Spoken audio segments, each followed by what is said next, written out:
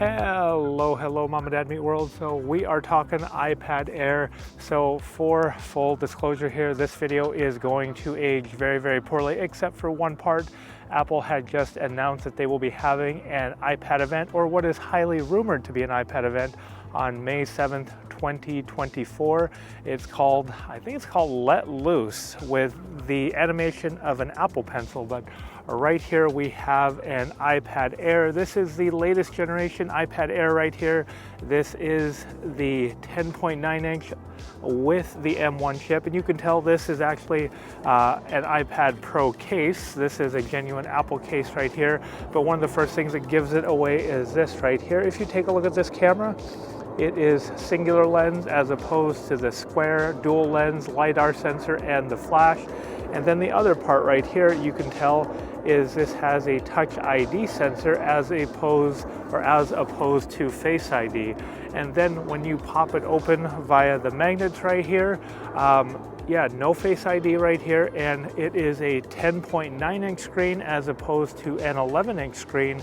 The iPad Pro is an 11 inch, 120 hertz ProMotion IPS LED LCD. This is 10.9 inch, 60 hertz IPS LED. So there is the difference in that. And not to mention, as I said, it's going to be the price. This is the only part right here where I don't believe it's going to age poorly, because the iPads are rumored to be quite expensive and they're supposed to be OLED, where this right here, actually, I take that back. The iPad Pros are supposed to be very expensive. The iPad Airs will still remain IPS LED LCD, but still there is going to be a price difference. But with this having the M1 chip, hello, apologies for interrupting in this video, but I did test the M1 iPad Air, hooked it up to a Thunderbolt display using the Thunderbolt 2 to Thunderbolt 3 adapter that Apple provides, and I get an immediate message on the iPad Air saying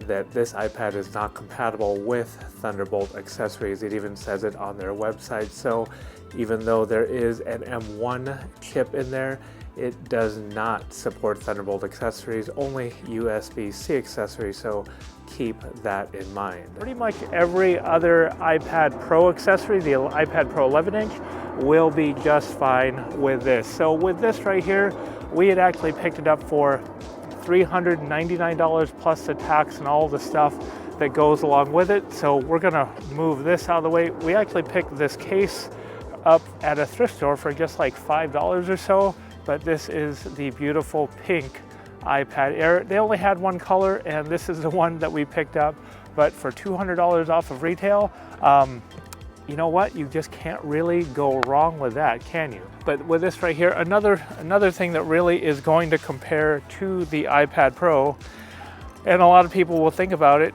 is, hey, how is this? So I actually picked this up because I think it is a probably better size, and I could be very wrong, because April right here, who is behind the camera, actually likes the iPad mini better as a form factor than the iPad Air.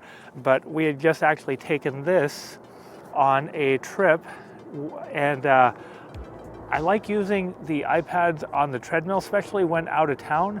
And if you take a look at the screen size on both, the 10.9 inch screen is just much more vast than the 8.3 inch screen of the iPad mini. So with this right here, as I said, with it having an M1, you are not lacking in terms of power.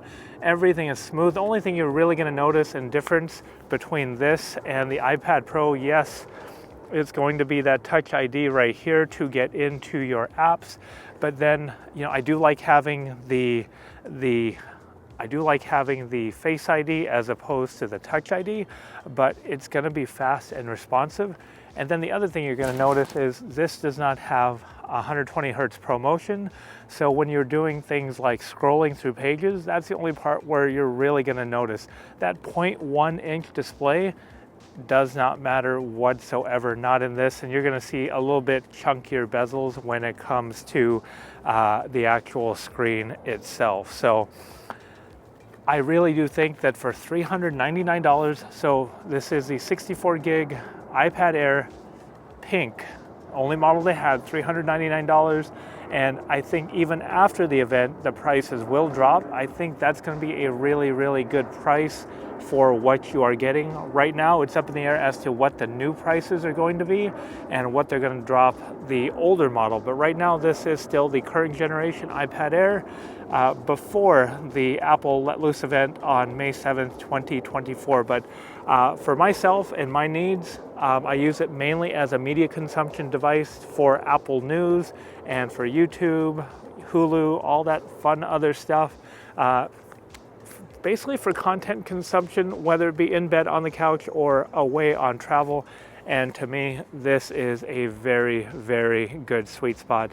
For a disclaimer, we did get rid of our 12.9-inch M1 iPad Pro, not because I didn't like it, but because I wanted to sell it before the brand new iPad Pros come out and trade-in values and all that other fun stuff just goes down. So hopefully you enjoyed this video, and you may look at the M1 10.9-inch iPad Air as a viable option for you.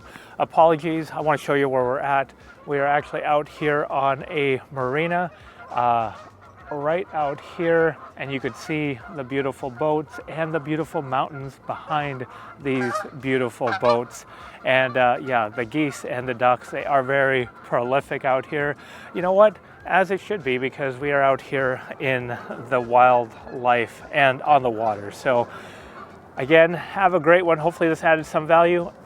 And in case I didn't mention it, please hit the like and subscribe button. It really helps out our channel. And until next time, bye for now.